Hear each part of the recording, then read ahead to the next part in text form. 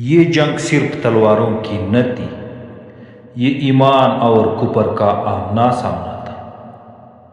ایک طرف دنیا کی سب سے بڑی سلطنت یعنی سپر پاور، اور دوسری طرف اللہ پاک پر یقین رکھنے والے مجاہدین۔ یہ ہے غزوہ یرموک۔ رومی سلطنت مسلمانوں کی بڑھتی طاقت سے خوفزدہ تھی۔ شہنشاہ ارکل نے لاکھوں کا لشکر جمع کیا تاکہ اسلام کی پیش قدمی روکی جا سکے۔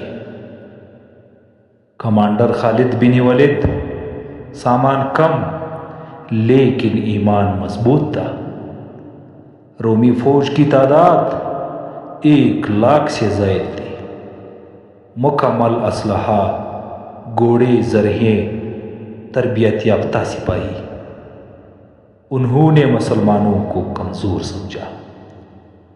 سیدنا خالد رضی اللہ تعالیٰ عنہ بن ولید نے ایک تجربہ کار سپہ سالار کی حیثیت سے تمام حالات کا معائنہ کیا۔ ایک رات ان کو محسوس ہوا کہ صبح رومی لشکر متفقہ طور پر حملہ آور ہوگا۔ انہوں نے رات ہی کے وقت تمام لشکر اسلام کو، جس کی تعداد 40,000 سے 46,000 تک بیان کی گئی ہے، بہت سے چھوٹے چھوٹے دستوں میں تقسیم کر کے ہر ایک دستہ پر ایک ایک تجربہ کار بہادر شخص کو افسر مقرر کیا، اور چیدہ بہادروں کا ایک مختصر دستہ اپنی رفاقت کے لیے مخصوص کر کے نہایت عمدگی کے ساتھ ہر ایک افسر کو اس کے فرائض اور مناسب ہدایات سمجھا دی۔ رومی لشکر کی جانب سے اول 40,000 سواروں کے ایک لشکر نے حملہ کیا۔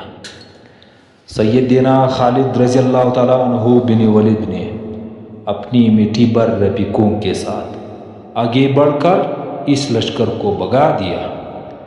اس کے بعد جرجہ بن بوزیہ رومی سردار تھے، وہ آگے بڑھ کر آیا اور خالد بن ولید کو کچھ باتیں کرنے کے لیے طلب کیا۔ خالد رضی اللہ تعالیٰ عنہ بن ولید نے اس کے پاس گئے۔ اس نے خالد رضی اللہ تعالیٰ عنہ بن ولید سے اسلام کے متعلق کچھ سوالات کیے۔ سیدنا خالد بن ولید رضی اللہ تعالیٰ عنہ نے اس کو نہایت خوبی کے ساتھ اسلام کی حقیقت سمجھائی، اور اسی وقت مسلمان ہو کر تنہا خالد بن ولید رضی اللہ تعالیٰ عنہ کے ہمراہ اسلامی لشکر میں چلے آئے، اور پھر مسلمانوں کے ساتھ شریک ہو کر رومی لشکر پر حملہ آور ہوئے۔ اس لڑائی میں جرجہ بن بوزیہ یہ نہایت بہادری کے ساتھ لڑ کر شہید ہوئے۔ دونوں طرف سے سخت حملہ شروع ہوا۔ اسلامی سرداروں کی حیرت انگیز بہادری نے باوجود مسلمانوں کی کمی کے کسی لشکری کے دل میں ہمت ہارنے اور بد دل ہونے کی خیال تک کو بھی نہیں آنے دیا۔ جوش و خروش کا یہ عالم تھا کہ عورتوں نے بھی جو اسلامی لشکر کے ساتھ تھے لڑنے اور کفار کے قتل کرنے میں حصہ لیا۔ ابی سفیان رجز پڑھ کر دلوں میں جوش اور لڑائی کی امنگ پیدا کر رہے تھے۔ سیدنا اکرمہ نے بلند آواز سے کہا کہ کون ہے جو میرے ہاتھ پر موت کے لیے بیعت کرے؟ اسی وقت سیدنا ضرار رضی اللہ تعالیٰ عنہ بن ازدر اور دوسری 400 آدمیوں نے بیعت کی کہ ہم یا تو شہید ہو جائیں گے یا فتح مند ہو کر میدان سے واپس آئیں گے۔ اس کے بعد یہ جماعت رومی لشکر میں بھوکے شیروں کی طرح گھس گئی۔ سیدنا مقداد بن بلند آواز سے سورۃ الانفال کی تلاوت فرما کر غازیان اسلام کی دلوں میں شوق شہادت پیدا کر رہے تھے۔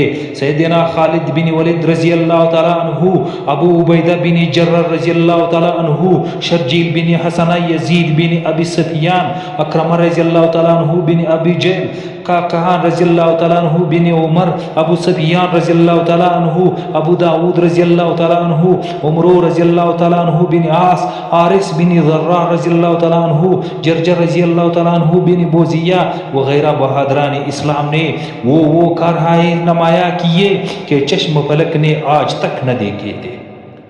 صبح سے شام تک شمشیر و خنجر اور تیر و سنان کا استعمال بڑی تیزی اور سرگرمی سے جاری رہا تھا۔ ظہر اور عصر کی نمازیں غازیان اسلام نے محض اشاروں سے میدانی جنگ میں لڑتے ہوئے پڑھے۔ دن ختم ہو گیا مگر لڑائی ختم نہیں ہوئی۔ بالآخر رومی دن بھر کی صحبت کشی سے افسردہ و مزہمل ہو کر مسلمانوں کے مقابلے میں نہ جم سکے۔